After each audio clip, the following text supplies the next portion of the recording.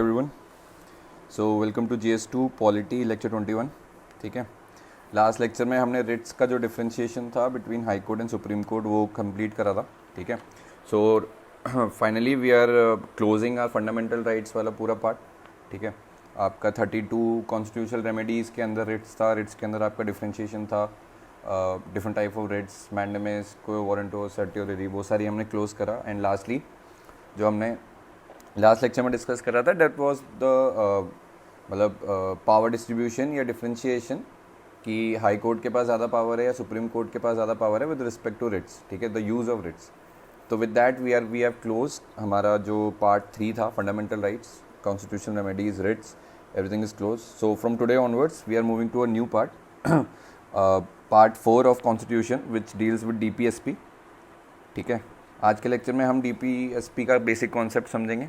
ठीक है, तो DPSP आपका directive principle of state policy है। ठीक है, इसके बारे में हम थोड़ा जानेंगे प्रॉपरली क्या कॉन्सेप्ट है। DPSP के जो आर्टिकल्स हैं that goes from article 36 to 51।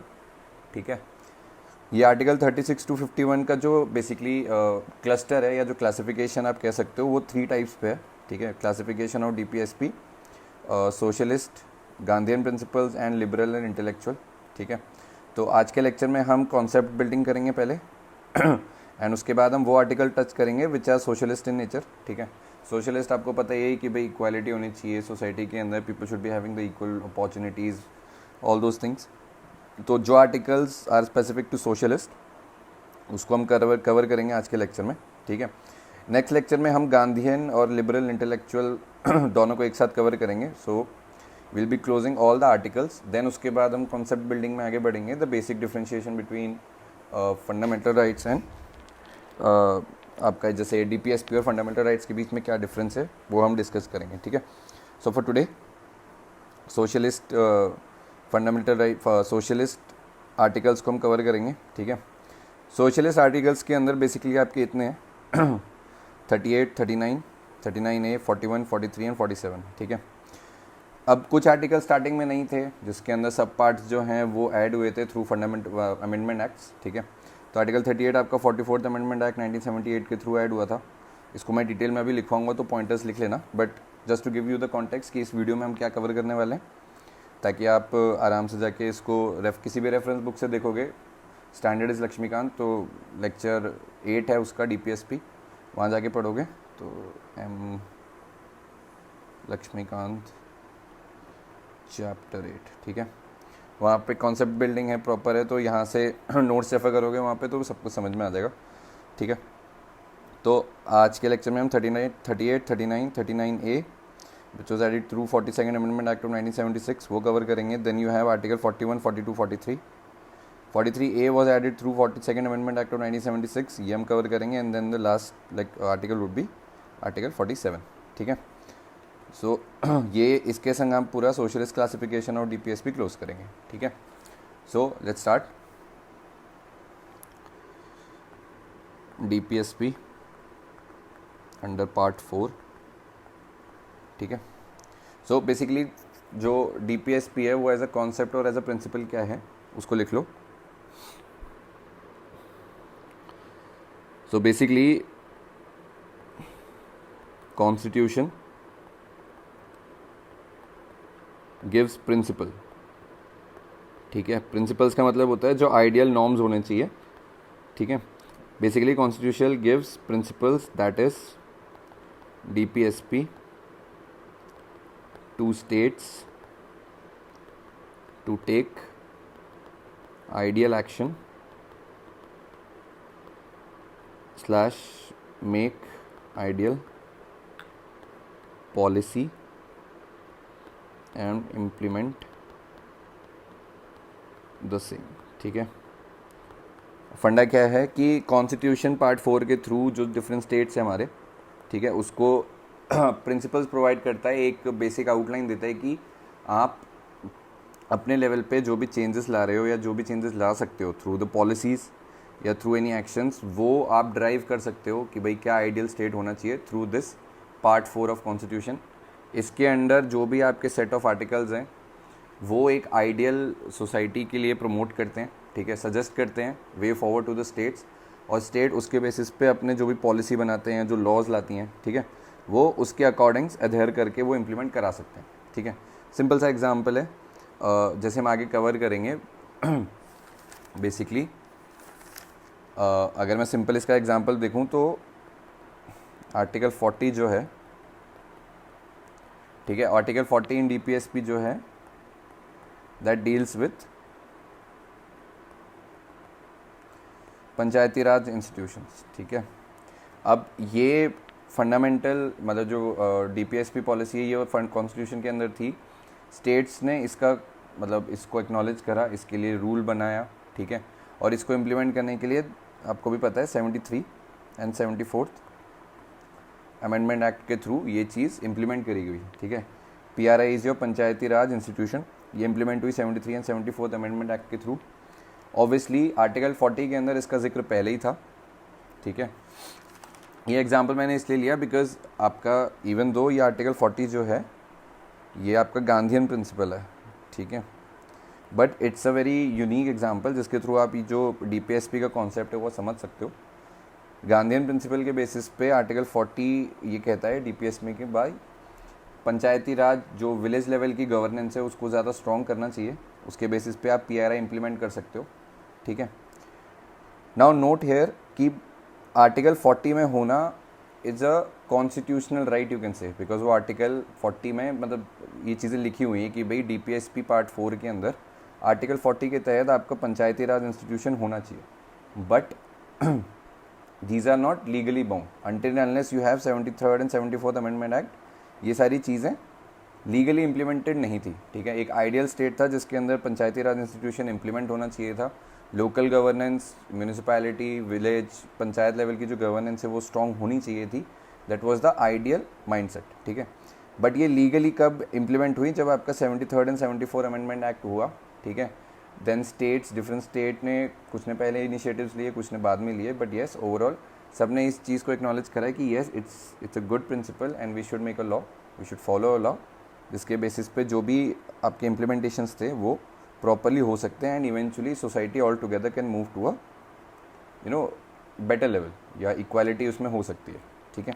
तो this is the very best example, तो लिख लो। तो डीपीएसपी का हेडिंग देके इसमें फर्स्टली लिख लेना ये वाली definition, constitution gives principle that is DPSP to states to take ideal action और make policies which can be implemented for the better society और for the betterment of the society, ठीक है। इसके अंदर एग्जाम्पल ये लिख लो, article 40 in DPSP suggested PRI across India and state acknowledged and implemented 73rd and 74 amendment act to implement PRIs, ठीक है। अब देखो नेक्स्ट पॉइंट में लिखो कि boss what is the aim of DPSP, ठीक है। मतलब आपने पार्ट 4 एक पूरा डीपीएसपी को दे रखा है, बट आप उसे हासिल क्या करना चाहते हो, तो इट्स अ वेरी मतलब बहुत बेसिक आंसर है, is to achieve, is to give the aim of DPSP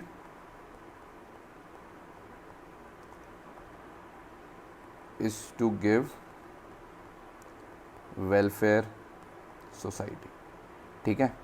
article 40 का जो अभी हमने पिछला एग्जांपल लिया उससे आप ये चीज़ समझ सकते हो कि एक आइडियल सोसाइटी को अचीव करने के लिए जहाँ पे सबके पास एक डिसेंट्रलाइज्ड पावर है, ठीक है, हर किसी के पास अपना राइट है, हर किसी के पास एक प्रॉपर चैनल है to think, to raise concerns और to improve the quality of the people, उस चीज़ को अचीव करने के लिए डीपीएसपी अलग से एक पार्ट बनाया गया जिसके थ्रू हम एक आइडियल स्टेट अचीव कर सकते हैं, ठीक है।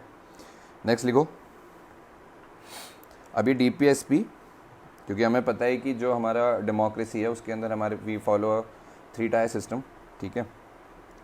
You have legislative, you have executive, you have judiciary, ठीक है। अब डीपीएसपी का जो इम्प्लीमेंटेशन है वो सिर्फ और सिर्फ लेजिस्लेटिव और एग्जीक्यूटिव पे ही इम्प्लीमेंट होता है, जुडिशरी पे इम्प्लीमेंट नहीं होता, ठीक है। तो अगर डीपीएसपी में कोई ये चीज़ लिख देता कभी स्टार्टिंग में कि बॉस हाई कोर्ट और सुप्रीम कोर्ट में पेंडिंग जो केसेस है वो 100 के ऊपर नहीं होने चाहिए, तो that is not an ideal thing, ठीक है। उस चीज़ को कभी इम्प्लीमेंट करा नहीं जा सकता, because judiciary takes its own course of action, course of time, ठीक है। मतलब उसके ड्रॉबैक्स हैं, but yes judiciary is very much independent. तो DPSP के जो भी आइडियल्स हैं या जो भी आर्टिकल्स हैं या जो भी implementation as part of policy होनी है, वो सिर्फ और सिर्फ लेजिस्लेटिव एंड एग्जीक्यूटिव लेवल पे हो सकती है, ठीक है, जुडिशियल लेवल पे नहीं हो सकती, ठीक है। तो लिख लो, DPSP principles are for the executives and legislatives, ठीक है। नाउ नेक्स्ट लिखो कि why DPSP are called directive, ठीक है। अभी हम ब्रेक डाउन करके कॉन्सेप्ट समझ रहे हैं, तो ज़्यादा दिक्कत होनी नहीं चाहिए, ठीक है। DPSP की फुल फॉर्म हमने लिखी थी directive principle of state policy, directive principle of state policy. तो ऐसा क्यों है कि हमने DPSP का मतलब डायरेक्टिव प्रिंसिपल ही रखा हुआ है, ठीक है। इसके अंदर आप ये लिख सकते हो, द रीज़न इज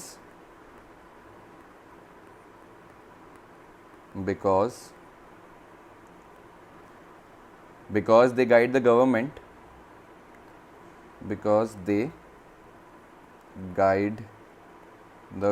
गवर्नमेंट इधर स्टेट ही हुआ, ठीक है। because they guide the government, state which law / policy needs to be made and implemented, ठीक है। ये लिख लो। फंडा क्या है? डायरेक्टिव प्रिंसिपल्स आपके वो बेसिक प्रिंसिपल्स हैं जो कि पार्ट 4 एक एज अ डायरेक्शन देता है स्टेट को जब भी वो पॉलिसी बनाएगा, ठीक है, to have a better society which is equal in nature और जहाँ पे वेलफेयर हो रहा है सबका, ठीक है। Reason why directive principle is use is because it gives the state to have an idea कि किस टाइप के लॉज या किस टाइप की पॉलिसीज़ बननी चाहिए और कैसे वो इम्प्लीमेंट होगी, ठीक है। अब इसको आप इस एग्जांपल से समझो। अगर आज के टाइम पे गवर्नमेंट एक ऐसा रूल निकालती है कि बॉस रात के 8 बजे के बाद नो वुमेन इज़ अलाउड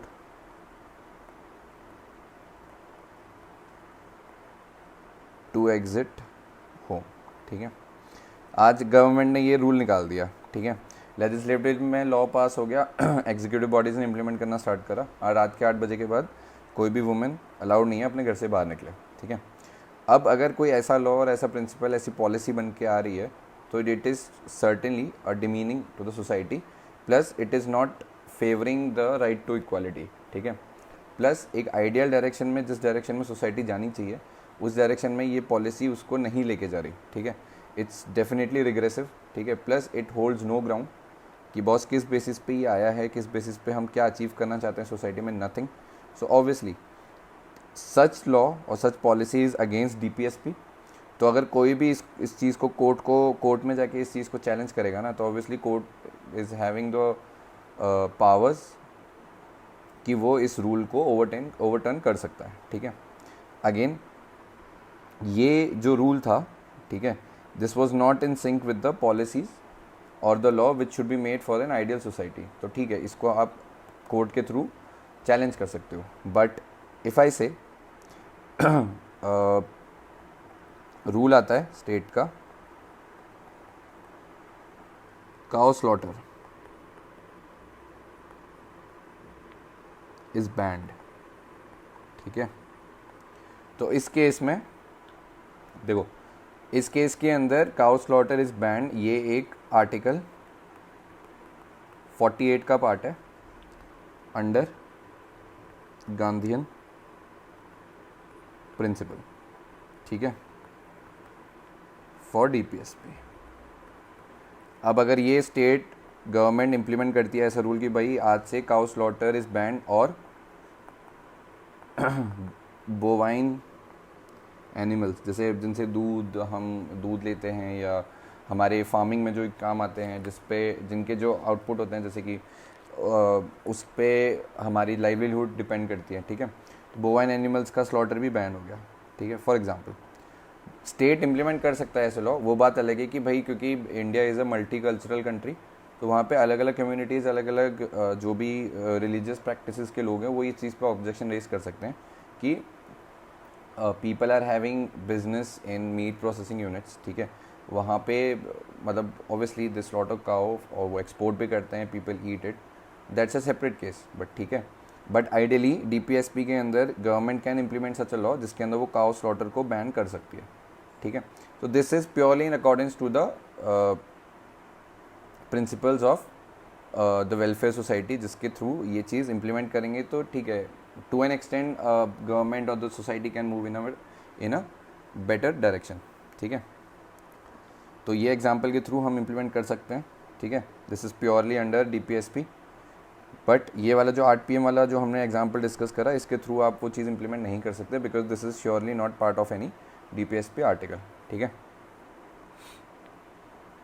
तो आई होप ये दो एग्जाम्पल से चीज़ें क्लियर हो गई होंगी कि DPSP एज अ कॉन्सेप्ट क्या होल्ड करता है, ठीक है।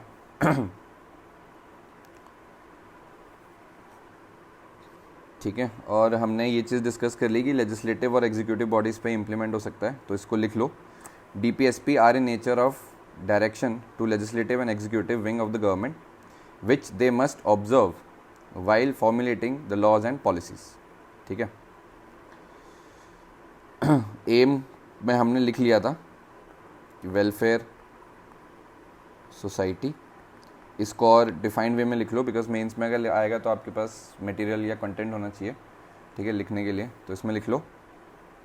M of DPSP is to achieve social and economic democracy, and thus they carry the concept of welfare state as against the police state, ठीक है। एम क्या है? is to achieve social and economic democracy and thus carry the concept of welfare state as against police state, ठीक है। यहाँ पे keyword समझने वाले ये हैं कि social and economic democracy, welfare state against police state, ठीक है। फंडा वही है कि एम अगर आप एक वेलफेयर सोसाइटी जहाँ पे सोशल इकोनॉमिक डेमोक्रेसी अचीव कर रहे हो, ठीक है, people are having equality socially, economically they are doing well for themselves, ठीक है, livelihood they are able to earn, ठीक है, उस केस में आप social and economic democracy achieve कर रहे हो, hence you are in a direction to be, hence you are in a direction to become a welfare society rather than a police society which is more related to a autocracy, ठीक है। जो हमने यहाँ बात करी थी, ये 8 PM वाला जो एग्जांपल हमने डिस्कस करा था, ठीक है, उसके बेसिस पे it will become very hard to achieve a welfare society, ठीक है। अब DPSP की एक हिस्ट्री भी लिख लो।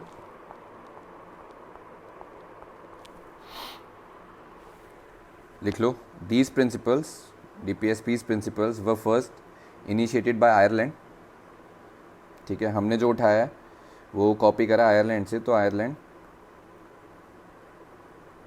ठीक है, और Ireland copied from Spanish constitution, तो ओरिजिनल जो ओरिजिनेटर है वो स्पेन था, स्पेन से उठाया आयरलैंड ने, आयरलैंड से उठाया हमने, ठीक है। So you have India, Ireland,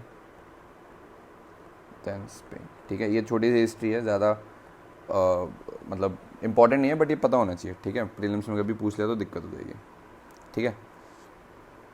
also last point जो भी हमारे कॉन्सेप्ट बिल्डिंग थी DPSP की, DPSP summarizes the ideals of people of India, obviously we the people of India जो आपके प्रीएम्बल के अंदर है, ठीक है, उसके जो आइडियल्स है, ideals get represented through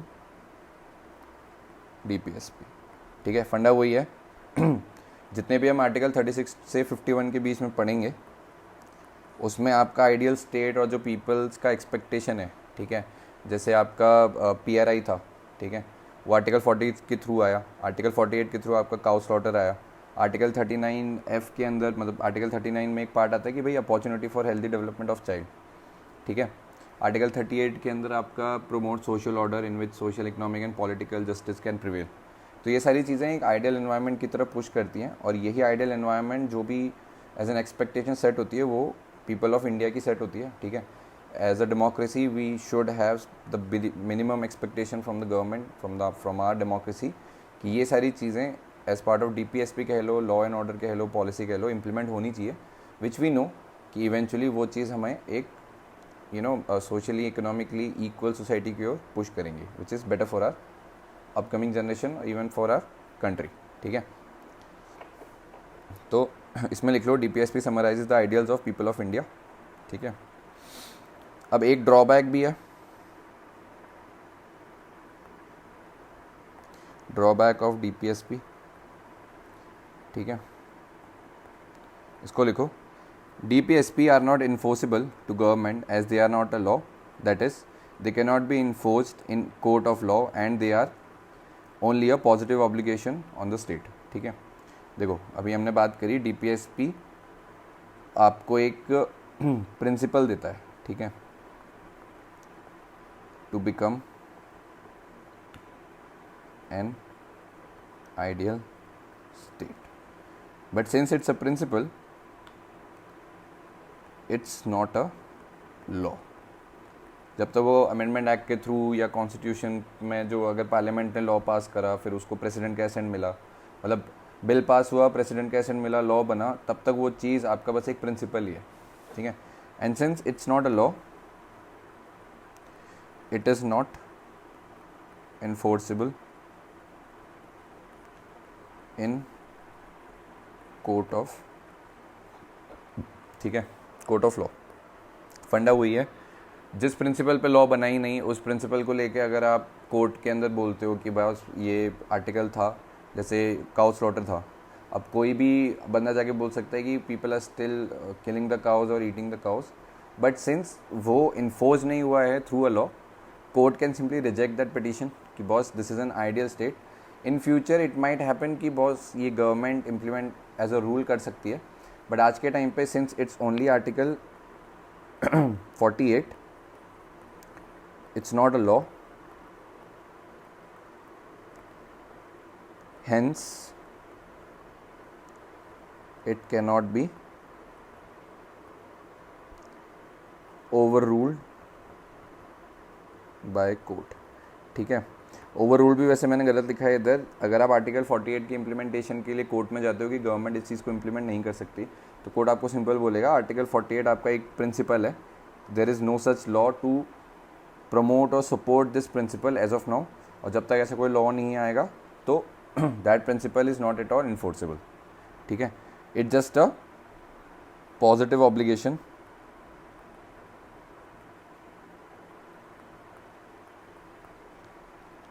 on state, ठीक है।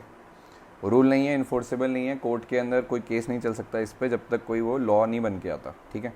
तो ये चीज़ इंपॉर्टेंट है, ड्रॉबैक में लिख लो DPSP are not enforceable to government as they are not law, that is that they cannot be enforced in court of law and they are positive and they are only a positive obligation on states, ठीक है। ये यहाँ तक अभी हमारा concept build हो चुका है। अब हम क्लासिफिकेशन एक लिख लो, छोटा सा चार्टर जो हमने सबसे पहला ये जो था, ठीक है। क्लासिफिकेशन और DPSP में अब 3 ऐसे बना लो, सोशलिस्ट, गांधीयन और लिबरल एंड इंटेलेक्चुअल। गांधीयन और लिबरल वाले हम नेक्स्ट लेक्चर में कवर करेंगे, आज के लेक्चर में हम सोशलिस्ट कवर कर रहे हैं, ठीक है। तो इसमें पहले तो ऐसे पॉइंटर्स लिख लो कि कौन कौन से आर्टिकल्स कवर्ड हैं, उसको डिटेल में मैं फिर बताऊंगा अभी, ठीक है। Article 38, 39, 39A, 41, 42, 43, 43A and article 47, ठीक है। ये सारे सोशलिस्ट क्लासिफिकेशन ऑफ DPSP हैं, ठीक है। So let's start. पहला लिख लो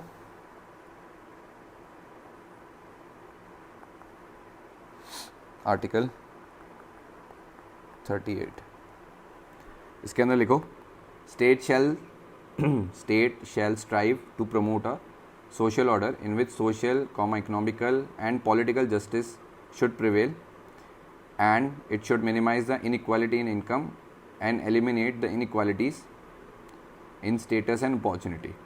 ठीक है, तो बेसिकली इसके थ्रू आपका social, economical and political justice should prevail, ठीक है, और and minimize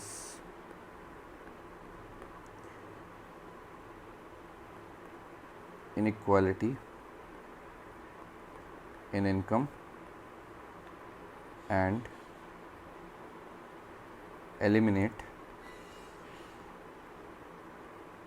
inequality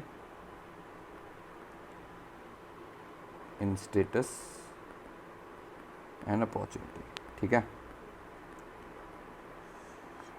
simple definition में है, बुक से एक बार रेफर करोगे तो समझ में भी आ जाएगा. बट क्रक्स क्या है? क्रक्स ये है कि आर्टिकल 38 के through social, economical and political justice should prevail. ठीक है, लाइक आइडियल स्टेट में किसी की भी ऐसा कोई, जैसे अगर कोई चोरी करी है, लेट्स से मुकेश अंबानी ने चोरी करी है या किसी रिक्शा पुलिस ने चोरी करी है, दोनों के लिए जो प्रोसेस ऑफ लॉ है या जो इम्प्लीमेंटेशन होनी चाहिए, कानूनी कार्रवाई है या जो भी जस्टिस होना चाहिए वो बराबर होना चाहिए. ठीक है, पॉलिटिकल जस्टिस मतलब पॉलिटिकल रिप्रेजेंटेशन होना चाहिए पीपल का.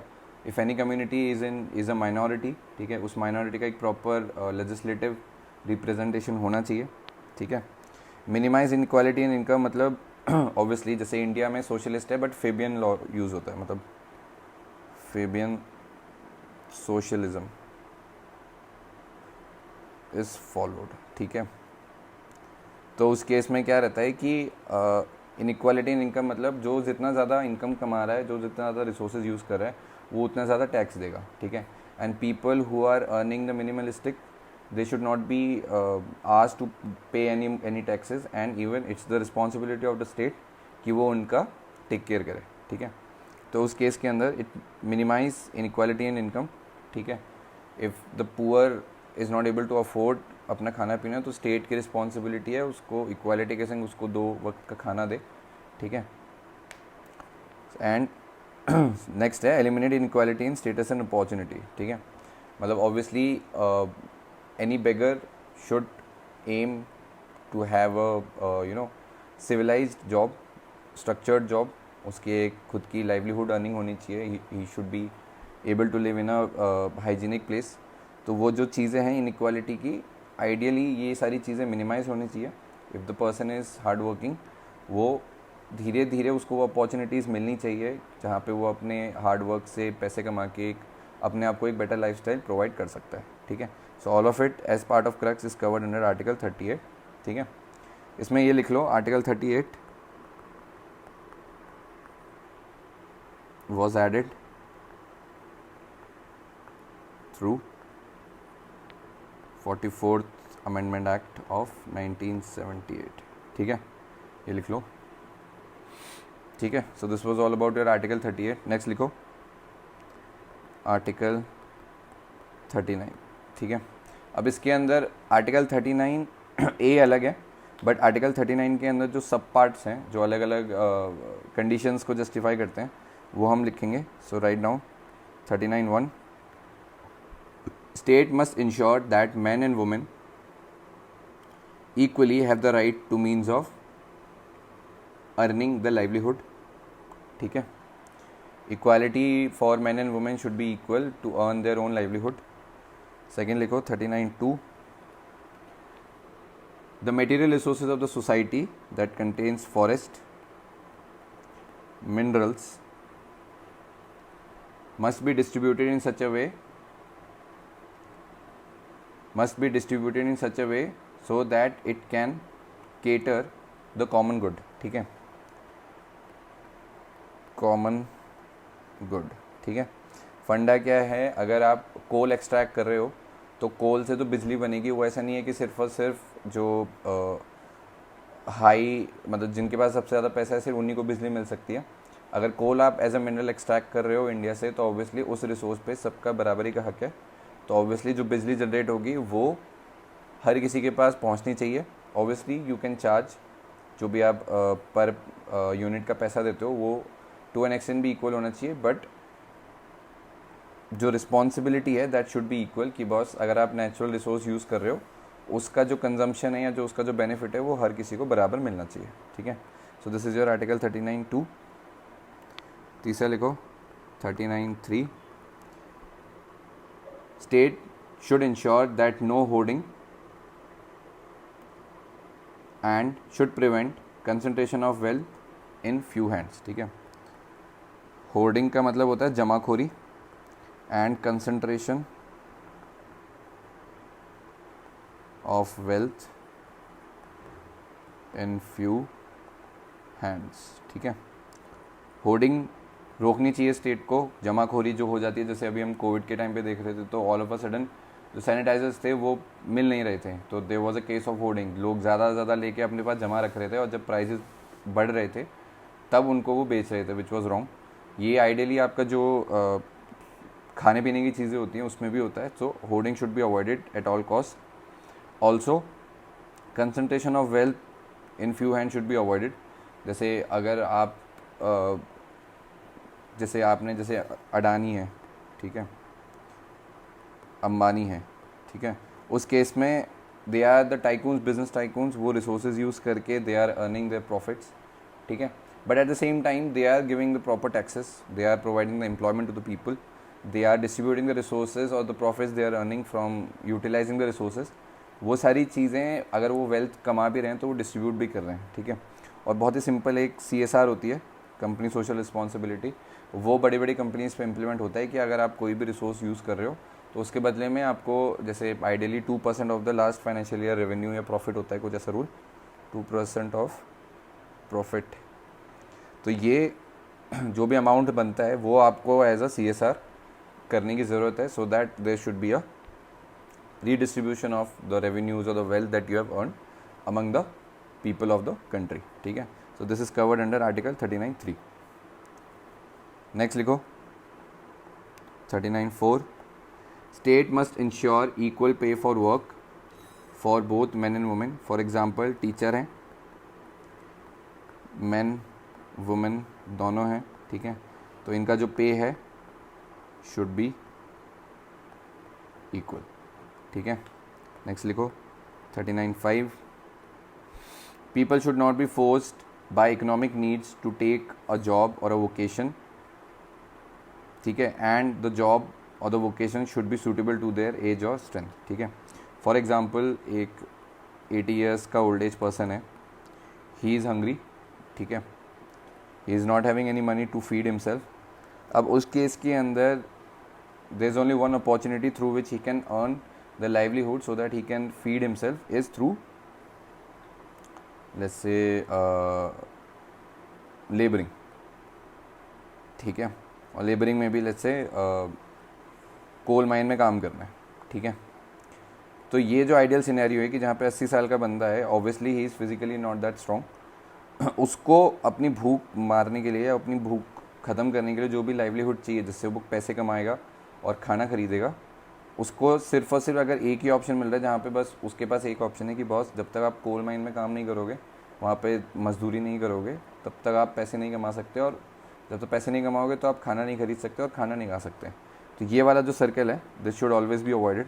अगर 80 साल का बंदा है and he want to earn something so that he can feed himself, तो उसके पास मल्टीपल ऑप्शन होने चाहिए टू अर्न हिज और हर लाइवलीहुड। ठीक है, सिर्फ एक मीडियम नहीं होना चाहिए, ठीक है, which in this case is coal mine, जहाँ पे ऑब्वियसली उसकी फिजिकल स्ट्रेंथ उतनी नहीं है, तो he should be having multiple option. जैसे अगर वो टीचिंग करके कमा सकता है, ठीक है, या वो लेट्स से म्यूज़िक सिखा सकता है, ठीक है, या फिर वो लेट्स से पेंट कर सकता है, तो इन सब मीडियम्स के थ्रू भी वो अगर अपनी लाइवलीहुड कमा के अपना पेट भर सकता है, अपनी जो हंगरी है वो अपनी लाइवलीहुड कमा सकता है, तो that should be a possible vocation or job. Vocation बोल रहा हूँ मैं, वेकेशन मत समझ लेना, वोकेशन हेयर इज़ जॉब। ठीक है, तो I repeat this last point, people should not B people should not be forced by economic needs to take a vocation / jobs which are not suitable to their age or strength. ठीक है, next लिखो 39F, ये बाद में add हुआ था. In this it was added through 42nd amendment act 1976. और इसके थ्रू हम क्या अचीव करना चाह रहे हैं? Opportunity state should provide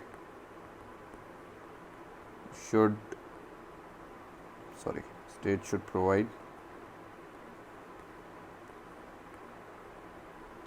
opportunity for healthy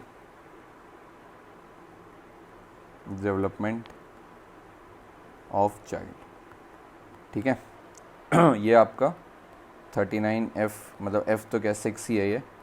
ठीक है, इसके अंदर कवर्ड है. ये आपका आया था आर्टिकल 42nd अमेंडमेंट एक्ट, मतलब amendment act of 42nd amendment act 1976. इसके अंदर कहना ये चाहता है कि भाई स्टेट को बच्चों की डेवलपमेंट के लिए जो एनवायरनमेंट है या जो अपॉर्चुनिटीज़ हैं वो इक्वली डिस्ट्रीब्यूट करनी चाहिए. फॉर एग्जांपल आपने देखा होगा कि पोलियो वैक्सीन गवर्नमेंट स्पॉन्सर्ड है पूरी. ठीक है, घर घर आके वैक्सीन्स के जो मतलब पोलियो की खुराक दी जाती है बच्चों को, तो वो एक आइडियल अपॉर्चुनिटी क्रिएट करता है state for the healthy development of the child. ठीक है, तो ये एक अच्छा एग्जांपल है पोलियो वैक्सीन. ठीक है, स्पॉन्सर्ड, गवर्नमेंट स्पॉन्सर्ड है. ठीक है, through this government is implementing DPSP, जिसके अंदर वो एक अपॉर्चुनिटी प्रोवाइड कर दी है for the healthy development of the child. So this was all about your article 39. Second है आपका 39A. ठीक है, this was added through 42nd amendment act of 1976. And इसके बेसिस पे लिखो state must provide justice to all and free legal aid to the poor. Justice to all and free legal aid to poor. Free legal aid to poor का क्या मतलब है? आपने देखा होगा सरकारी वकील जो होते हैं, सरकारी लॉयर. ठीक है, वो जो लोग अपनी जो लॉयर्स अफोर्ड नहीं कर सकते उनको गवर्नमेंट खुद अपनी साइड से लॉयर देती है, so that he or she can fight the poor's case, जो कि is not in a financial condition to provide the fees for the lawyers. ठीक है, जस्टिस फॉर ऑल का मतलब यही है कि भाई जो भी इम्प्लीमेंटेशन ऑफ लॉ है, law, rule, policy, that should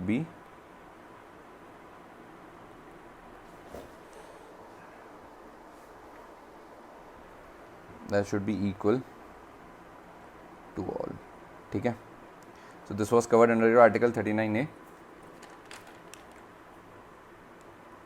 ठीक है, तो 40 हमारा गांधीयन है, उसको हम अभी स्किप करेंगे. बेसिकली आप 40 आपका गांधीयन प्रिंसिपल है, that includes your organize village panchayat, उसको अभी हम काउंट नहीं करेंगे.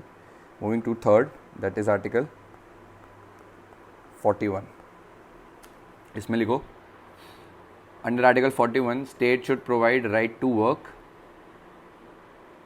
And education as well as assistance to old, sick and disabled. Work, education, assistance. ठीक है, टू ओल्ड, सिक एंड. ठीक है, बेसिकली आर्टिकल 41 के through equal opportunities of work to both men and women. ठीक है, इसका एक एग्जांपल है MG NREGA. Education, right to education RTE. And assistance में आपका ओल्ड, सिक एंड डिसेबल्ड. ठीक है, जहाँ पे गवर्नमेंट रन, जो गवर्नमेंट के थ्रू आपके वृद्धाश्रम चलाए जाते हैं. ठीक है, those people who are terminally ill, उनके लिए गवर्नमेंट कुछ पैसे प्रोवाइड करती है, फाइनेंशियल हेल्प प्रोवाइड करती है. Same goes for disabled person also. So all of it comes under article 41, जिसके अंदर स्टेट की रिस्पॉन्सिबिलिटी है to provide an environment for the work, for the equal opportunity of work for both man and women. Then provide education, ठीक है, and also provide assistance to old sick and disabled, ठीक है, all of it comes under article 41, ठीक है। Next लिखो, एक minute, article, ठीक है, फर्स्ट आर्टिकल 38 था, देन यू हैव 39, सो थोड़ी नंबरिंग हो गई ऊपर नीचे, इसको करेक्ट करते हैं, ठीक है। First was your 38, second was your 39, third was your 39A, fourth was your 41, ठीक है। फिफ्थ लिखो आर्टिकल 42, ठीक है। इसके अंदर लिखो, state should provide humane work conditions and maternity relief, humane work condition and maternity leave, ठीक है। ह्यूमन वर्क कंडीशंस का क्या मतलब है? मैनुअल स्कैवेंजिंग शुड स्टॉप, ठीक है, एग्जाम्पल है ये। आपने देखा होगा अभी भी कई लोग जो हमारे सीवेज लाइंस हैं, मैन होल्स हैं, उनको साफ़ करने के लिए people enter the manholes and then they manually clean all the required work, ठीक है। तो वो that comes under manual scavenging which is not an ideal environment, ठीक है, which is not a human work conditions to work. तो article 42 के तहत it's the responsibility of the state कि ह्यूमन वर्क कंडीशंस प्रोवाइड किया जाना चाहिए, and all of such activities including manual scavenging that should be stop, ठीक है। Also maternity leave, अभी तो कई जगह हो गया है कि मैटरनिटी लीव होती है, ठीक है, उसके बेसिस पे ही companies, government, private organisation, everyone provides around 3 months of maternity leave, ठीक है। So that comes under article 42, that was your fifth. 6 लिखो, आर्टिकल 43। अब इसके अंदर ना एक दो हैं बेसिकली, सोशलिस्ट वाला भी है और फिर बाद में इसमें गांधीयन प्रिंसिपल भी ऐड हुआ, ठीक है। तो मैं बता देता हूँ सोशलिस्ट और गांधीयन दोनों, बट अभी के लिए सोशलिस्ट वाले पार्ट पे फोकस रखना, ठीक है। सोशलिस्ट आपका हुआ, government should provide secure living wage, ठीक है, and provide social cultural opportunities to all the workers and promote cottage industry, ठीक है। तो प्रमोट कॉटेज इंडस्ट्री आपका गांधीयन प्रिंसिपल है,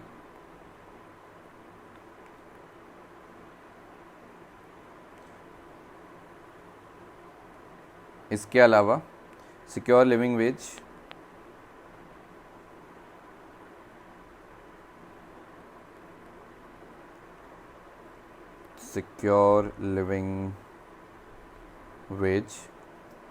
जिसके अंदर आपका मिनिमम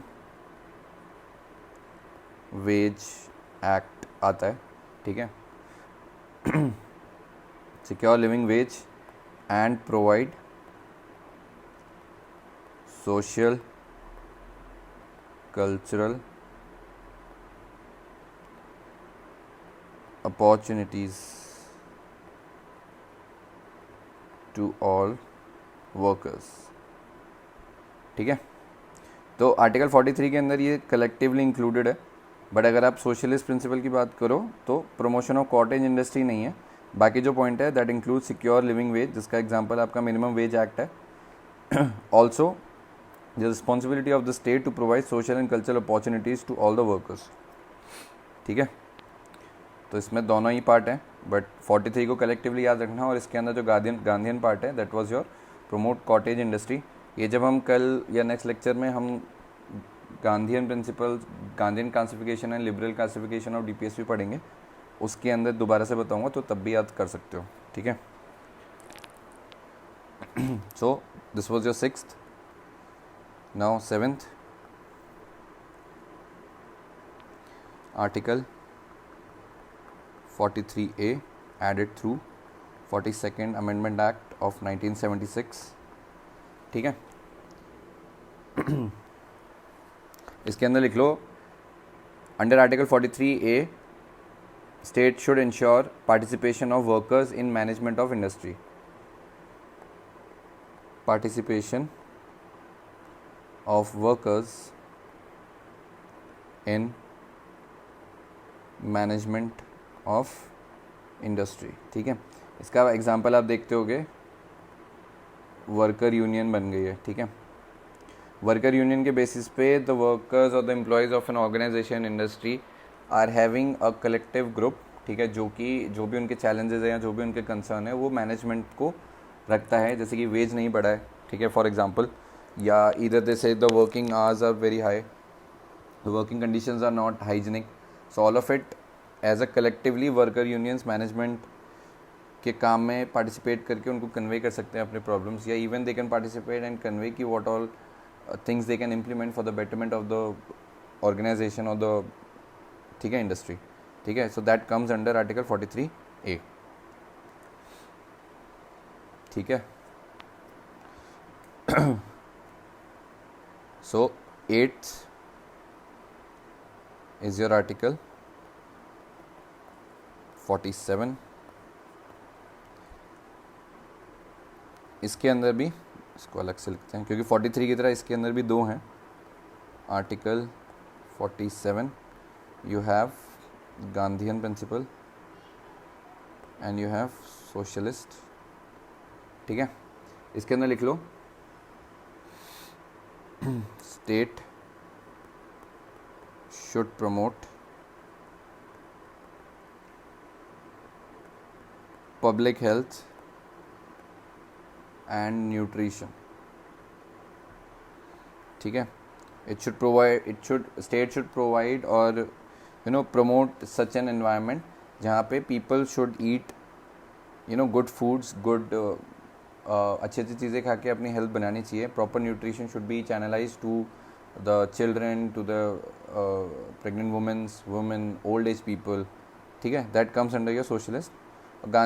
उस गांधीयन प्रिंसिपल के अंदर क्या रहता है कि अंडर आर्टिकल 47 it prohibits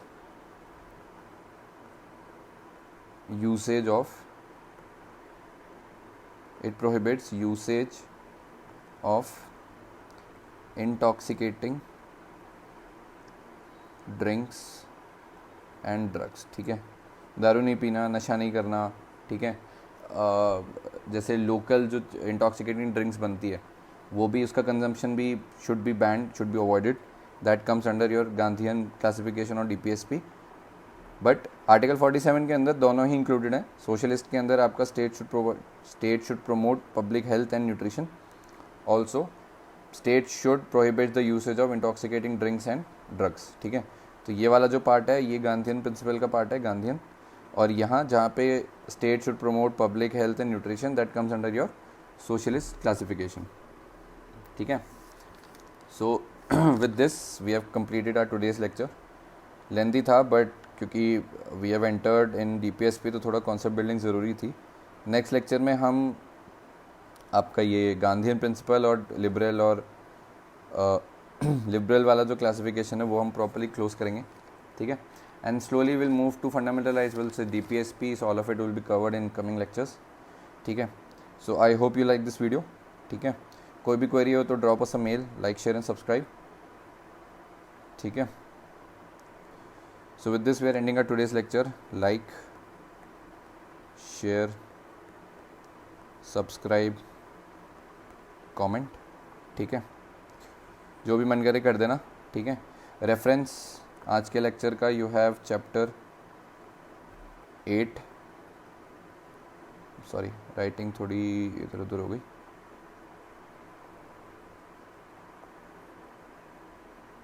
ठीक है, लाइक, शेयर एंड सब्सक्राइब. आज के लेक्चर का reference is your chapter 8 from Laxmikanth. ठीक है, पॉलिटी की बुक है, वो तो पता ही होगा आप लोगों को, लेक्चर देख रहे हो.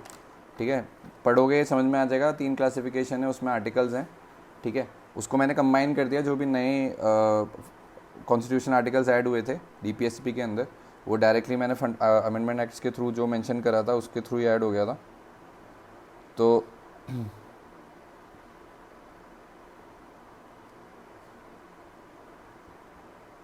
ठीक है।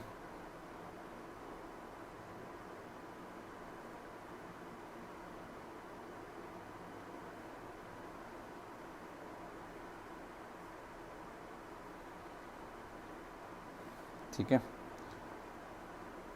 सो ये इसके साथ साथ उसमें अलग से सेक्शन भी है, अगर आप पढ़ोगे ना कि नए जो आर्टिकल्स ऐड हुए थे तो वो सारे मैंने इसी में ऐड कर लिए हैं जो सोशलिस्ट के पार्ट थे। ठीक है।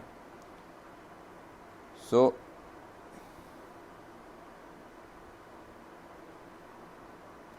with this we end our today's lecture. I hope you found this video informative.